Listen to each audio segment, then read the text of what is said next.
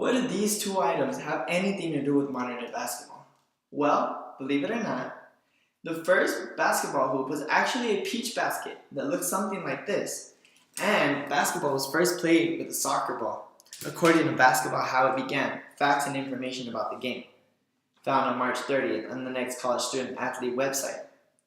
I'm certain that not everyone taking this course plays basketball, even though it is the most played sport in America, according to over 26 million Americans play basketball, found on the Sports and Fitness Industry Association website.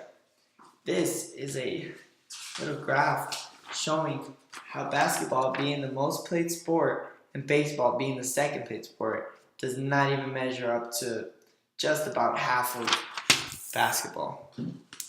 As someone who has played basketball for over 15 years, I believe it is one of the most fun things to do with your time. However, I also understand that not everyone knows the basic rules of the sport or how to dribble and shoot properly. Today, I would like to discuss the 3 fundamentals of learning to play basketball. We will discuss the rules, the basics of dribbling, and the essentials of shooting. Let's begin with the first step in playing basketball: the rules. Here's a basic list of all the rules of basketball, some which we have maintained and some which we have failed to maintain throughout time. The National Federation of State High School Associations explains the rules that we have maintained. The ball may be thrown in any direction with one or both hands, and may be batted in any direction with one or both hands. A player cannot run with the ball without dribbling. That is known as a violation called traveling. No shouldering, holding, pushing, striking, or tripping an opponent is allowed. The first infringement of this rule by any person shall count as a foul, signaled by a referee, something like this. A foul is also striking the ball with a fist. A goal shall be made when the ball is thrown or batted from the ground into any basket and stays there, providing those defending the goal do not disturb the goal. If the ball rests on the edge and an opponent moves the basket, it shall automatically count as a goal. When the ball goes out of bounds, it shall be thrown into the field and played by the first person touching it. The side making the most goals in that time shall be declared the winner, meaning whoever has the most points at the end of the game wins, as we still see today. The National Federation of High School State Associations also explains the rules that we have failed to maintain. The first one being the ball must be held in or between the hands. The arms or body must not be used. Today, we allow anyone to hold the ball with their legs, arms, anything else, while they maybe wipe off sweat or something of that sort. If either side makes 3 consecutive fouls, it shall count as a goal for the opponent. That's another rule that we no longer go by.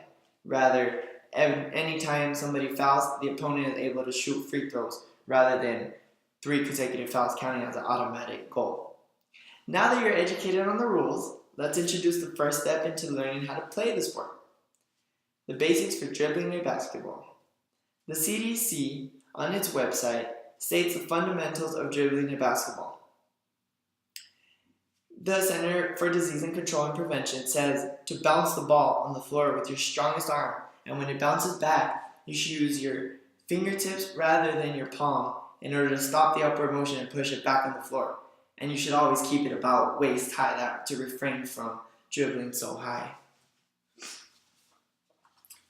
Stack.com states that dribbling drills should be practiced with your eyes up on the court in front of you. This is especially important for 2 reasons. Your eyes should always be looking from baseline all the way to baseline. First off, so you are able to see the entire court and will more easily spot an open teammate so that they are able to score. And second, you will turn the ball over less, so when you are able to see your opponents coming towards you. Once you've mastered dribbling in place, you should switch to your other hand and continue to practice while moving around. Now that you understand how to get the ball up and down the court without traveling, let's take a look at how to score points. The essentials of shooting a basketball. So the correct form of shooting a basketball is aligning your foot with your shooting arm, and for it to be slightly in front of the other one so that they both point towards the basket when you shoot.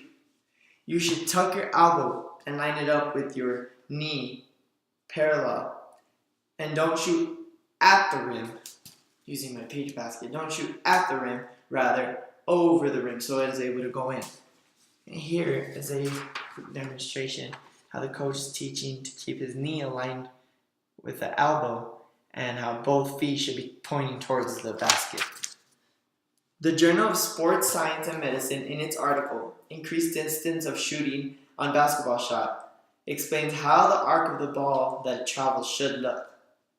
So, with a view of the ball above the rim, something like this, it shows how it's at a 90 degree and is able to go in very easily. However, the further you shoot, and this second view, the ball is going at a more angle and has a less chance of going in at a 45 degree angle. And then finally, they show something even more angled, giving yourself only 22 degrees to work at making the basket.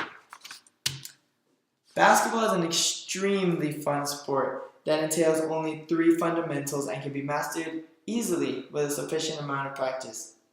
In my introduction, I noted that more than 26 million Americans play the sport of basketball, more than any other sport in America. However, I do not believe that every individual in this course plays basketball in their free time. Mostly because they are not completely familiar with the rules or dribbling and shooting techniques. However, I hope that the information I have shared today will help you the next time you consider going out a nice day and picking up a basketball to dribble and shoot.